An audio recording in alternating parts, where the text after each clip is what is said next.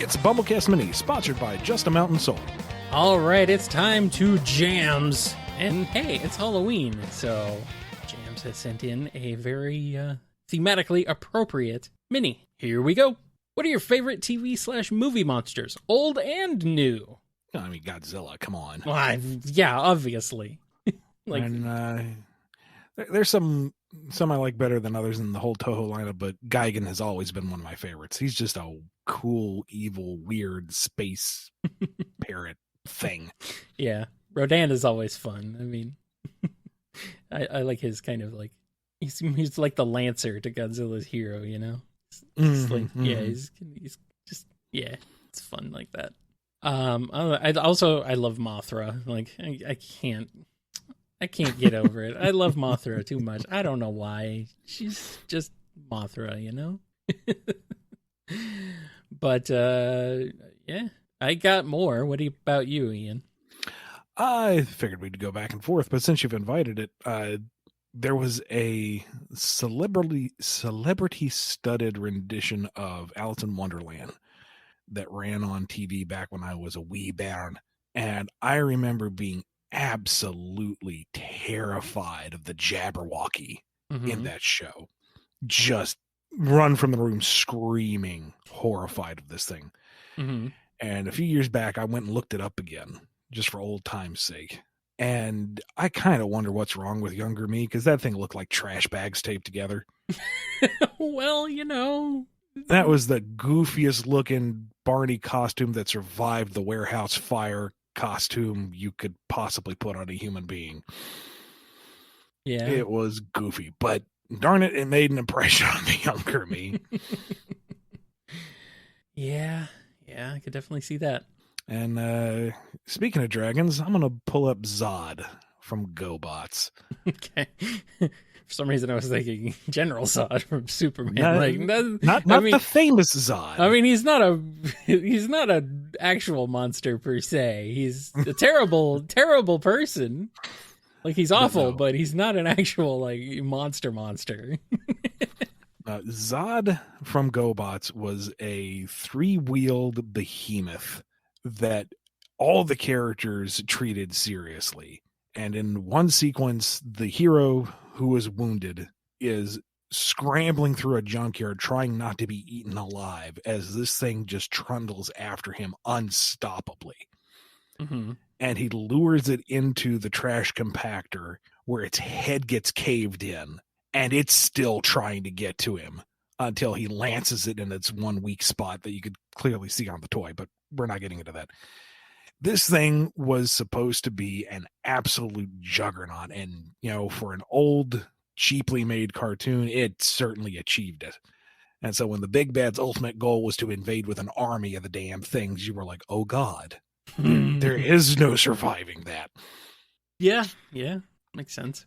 Got any others? What about you? Got any others? No. No, you go. All right. Well, of course, Godzilla. I mean, he's the best. He's the king of the monsters, literally.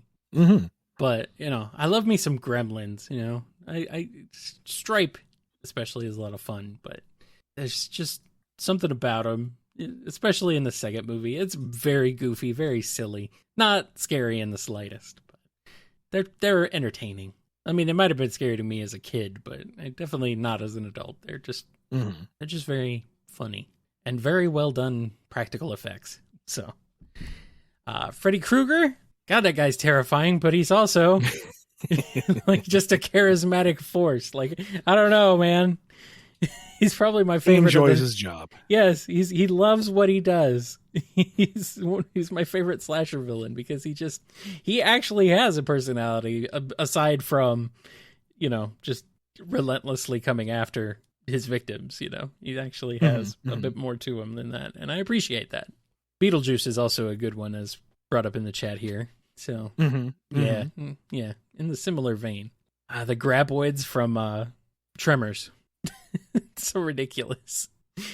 Just like amped up Sarlacc. Yes, please. God, that movie is so silly, but it's so good too. surprisingly good. Man. Davy Jones, of course, from Pirates of the Caribbean. Steals every scene he's in. Absolutely. What another one of those like charismatic, like just true forces to be reckoned with on screen. And the CG still holds up. Yeah, it's a mix of practical and CG, so yeah. That helps. It's kind of a comfort watch movie, and it's still solid. There's some, like, even Jurassic Park shows its age a little bit, but Jones is still pretty darn convincing. It's true. And on the TV side, I like the Borg from Star Trek. Just like this one giant collective, this one hive mind that just like assimilates everybody. It's terrifying, actually. Yeah, and they work really well. I think there's a reason why they're so popular. So, and one last one here before we wrap it up: Balrog out of Fellowship of the Ring. Oh yeah. Everything about that, the escalation, the build up, the male chorus, and then his appearance and that flex as the fire comes out. That was one of those moments where I was like, this is exactly what I feel like I have envisioned in the past, given form.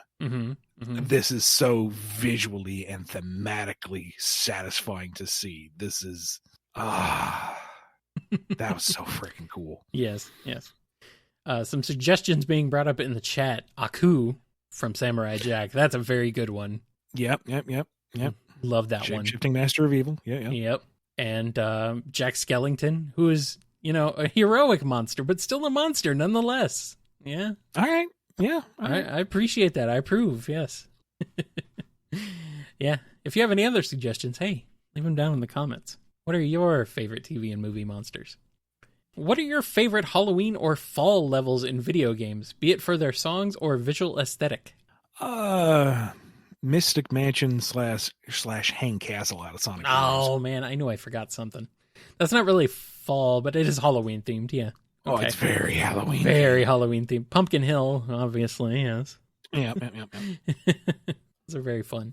I'm a goofy Halloween kind of guy. I'm not like into the super horror stuff. So, but I like. I think one thing that I really enjoy is it's not a Halloween specific thing really, but it's thematically in theme. It's thematically appropriate. Is the switch to fall for the whole entire world after you finish the special world in Super Mario World. I kind of just like how it changes the whole vibe of the game just by switching the palette. So, and also by turning the Koopas into guys with funny Mario mask heads. That's a little strange, but hey, it works. I also like Autumn Ring from Gran Turismo. It's just straight up, it's just a racetrack, but the scenery is very nice, and it's always autumn. Like, it's called Autumn Ring, and it's literally always autumn. Season never changes. I don't know how or why, but it does. And then there's Transylvania from DuckTales for the NES. I just love the tune on that one. But I also do appreciate the aesthetic as well. And then, of course, I mean, like, Castlevania levels. Like, how can I choose just one? There's so many. And, yeah, there's, like, all of them. Pretty much. So. Yeah, it may be a little bit of a stretch, but the autumn theme to Click Clock Wood in Banjo-Kazooie. Sure, yeah, that counts. That's clearly autumn, so yeah, it fits. Yeah. Mm-hmm. And then Mad Monster Mansion, also from the same game. Yeah. Oh, of course. Yes. And in Tales of Arise, the entire town region of Mahag Saar is not directly autumn or Halloweeny, but it's got a very heavy orange and purples vibe with lots of fallen leaves and a big theme on wind. And it's neat, and it's kind of gothic, and it immediately springs to mind for me. Yeah, I just like autumn worlds, They're just comfy. Yes, they truly are. Truly. Next question. The Sonic series usually focuses more on battles against egg tech, but the heroes often find themselves in the presence of the mystical and unknown as well. Some examples being the spider creatures in Shadow, the prison ghouls in Red Mountain, King Boom Boo and other ghosts, the golems in the Sonic 3 and Adventure 2, general mysticism with magical books, ancient prophecies, and creatures. So what are your thoughts on these elements, and how would you go about returning to these or adding new ones? I like them. You left out the jack. Well, no, you said other ghosts, so I guess that covers the jack-o'-lantern ghosts. Yeah. I like them. I kind of wish they were a more prominent element, but I feel like it would need something to rally around.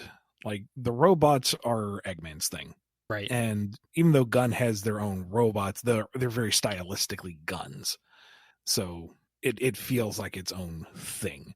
I don't know if King Boom Boo is the type of character question mark to rally the ghosts around, or if you would need something else, maybe. But he's got King in his name. How dare you discount that? Maybe he would just need to be beefed up a little bit.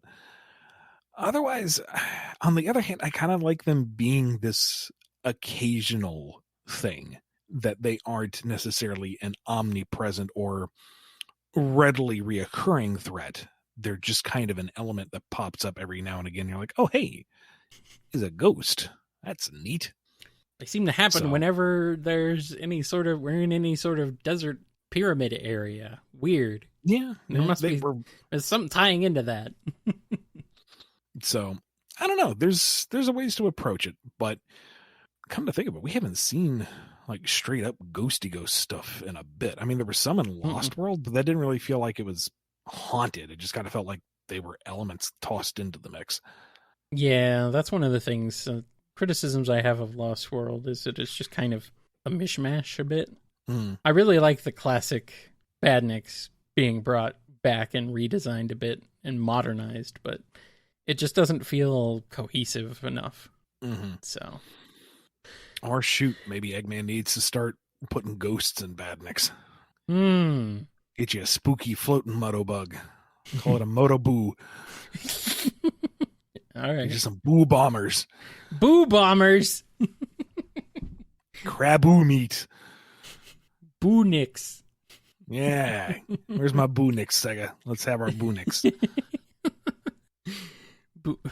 Boo bombers. Sounds like a cereal.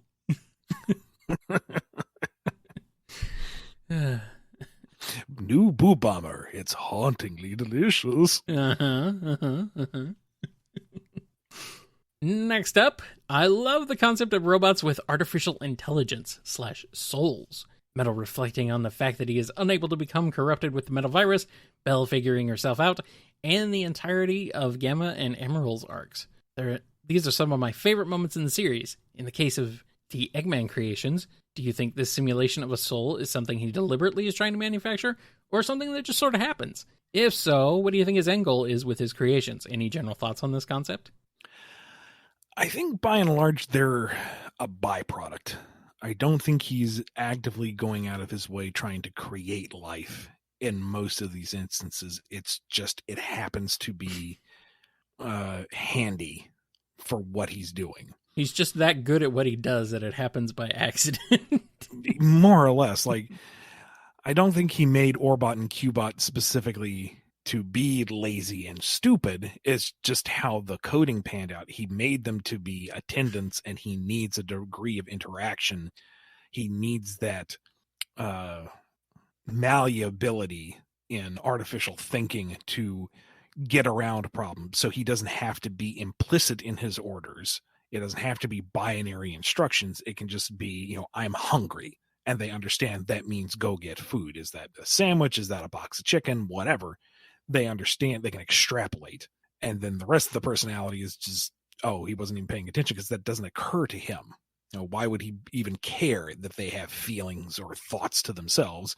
They're machines. They're created for him. He needs someone dumber than him to tell him things that he may not have even thought of about his ideas.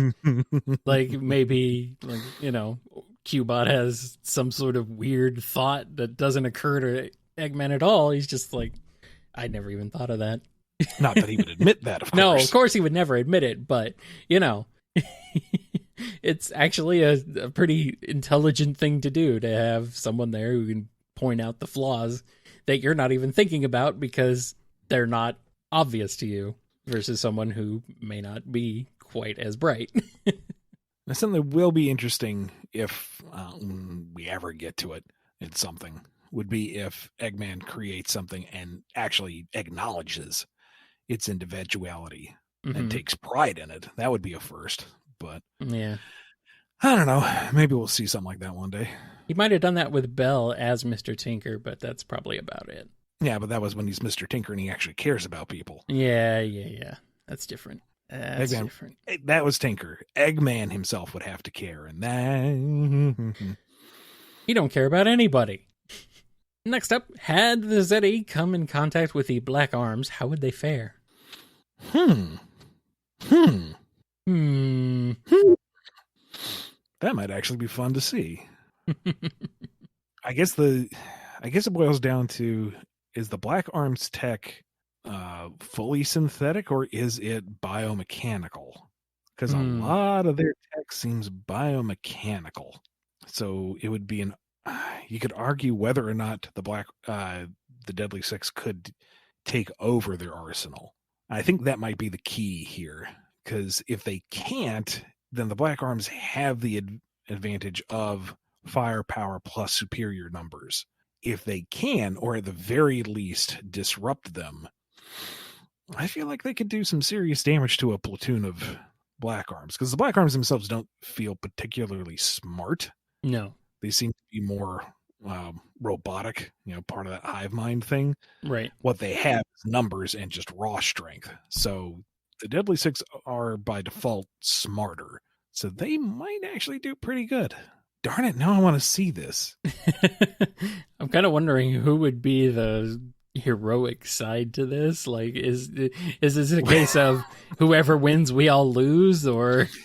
I think it's contextual. Like in Shadow's game, technically, when you get to the stages with Eggman in them, Eggman is the hero path. Technically, yeah. Because he's driving off the invaders. But true. So it would be the Black Arms invading the Lost Hex.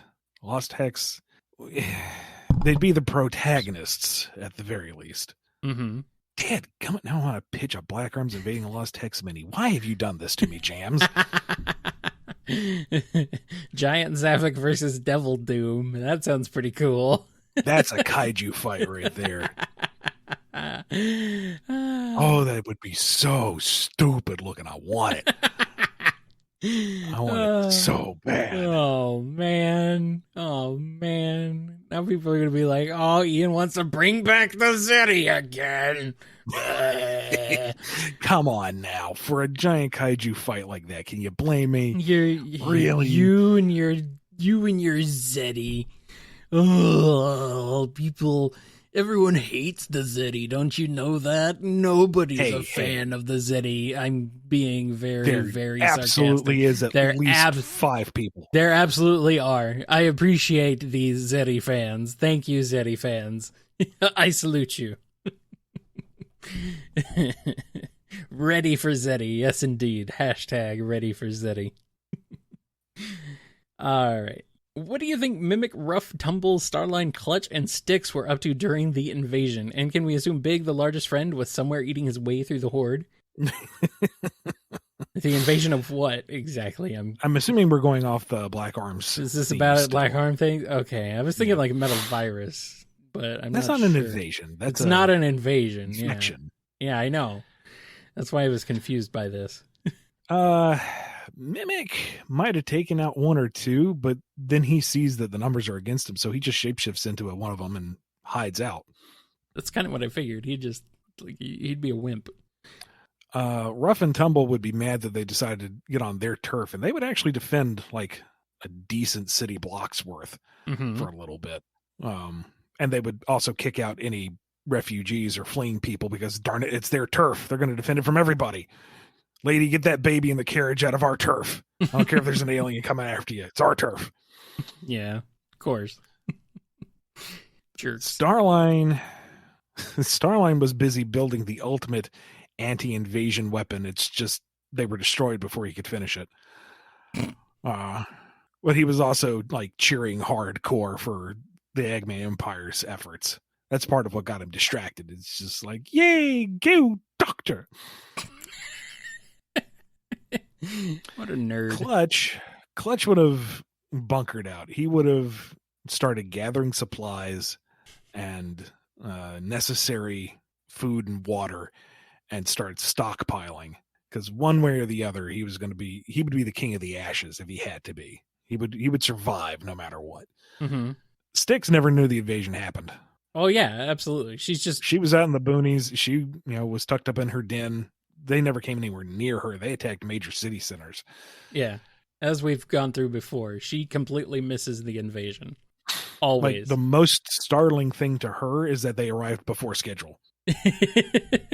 She totally knew it was going to happen, but it was supposed to be on the equinox. Yeah, they're not supposed to be here yet. Likewise, Big never knew it happened. He was out fishing the entire time. Oh yeah, he never knew. Look, Froggy, a comet. Sure is. And our next question from JM's. Prison Island was shown to be a top secret military base in the middle of the ocean, obviously to keep really bad folks away. But so far we've only seen Gerald and Sonic in prison there. In Sonic's case, it was for a stolen emerald. What's a guy gotta do to get thrown into maximum prison in this world? Most NPCs in the series seem pretty docile. Is the bar set lower on Sonic's world, or are there other really bad people we haven't heard of yet?